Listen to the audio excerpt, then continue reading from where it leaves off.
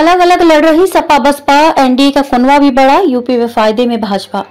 केंद्र में सरकार बनाने के लिए हर दल के सबसे अहम राज्य उत्तर प्रदेश ही है।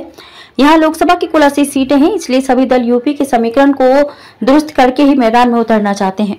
यही वजह है कि एक दूसरे की अक्सर खिलाफत करने वाली कांग्रेस और सपा ने अंतिम मौके पर गठबंधन किया। बीजेपी की बात करें तो लोकसभा चुनाव में बड़ा लक्ष्य लेकर चल रही है। भगवा पार्टी ने देश के सबसे बड़े राज्य उत्तर प्रदेश में अभी तक की सबसे बड़ी जीत की तैयारी कर रखी है।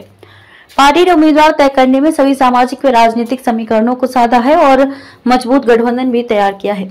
राज्य की 80 सीटों में भाजपा खुद 75 सीटों पर, 5 सीटों पर सहयोगी रालोद 3 व अपना दल 2 सीटों पर चुनाव लड़ रहा है।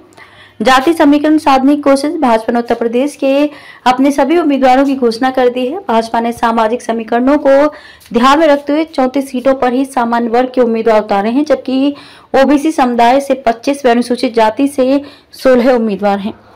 इनमें भी जाति समीकरणों को ध्यान में रखा गया है। पार्टी ने राजपूत व ब्राह्मण वर्ग से बराबर 13 उम्मीदवार उतारे हैं। ओबीसी में भी सबसे ज्यादा 6 कुर्मी, 4 लोध, 3 जाट व 3 निषाद व अन्य समुदाय शामिल किए गए हैं। दलित वर्ग में सबसे ज्यादा 6 पासी, 3 खटीक वर्ग से उम्मीदवार उतारे गए हैं। रालोद के साथ आने से फायदा, सूत्रों के अनुसार भाजपा की रणनीति राज्य के सभी प्रमुख सदस्यों को साधने की है। इसके अलावा जो समुदाय पूरी तरह से उसके खिलाफ ही जाने हैं, उनको पार्टी ने दूर रखा है। यहाँ से एक भी मुसलमान को टिकट नहीं दिया गया है। अल्पसंख्यकों में एक सिख व एक पारसी समुदाय से है। भाजपा ने राज्य में अपने गठबंधन को भी मजबूत किया है। उसके साथ रालोद, अपना दल, सुभाष सपा व निषाद पार्टी है। दूसरी तरफ कांग्रेस व सपा का इंडिया गठबंधन है। बसपा अलग अलग चुनाव लड़ रही है।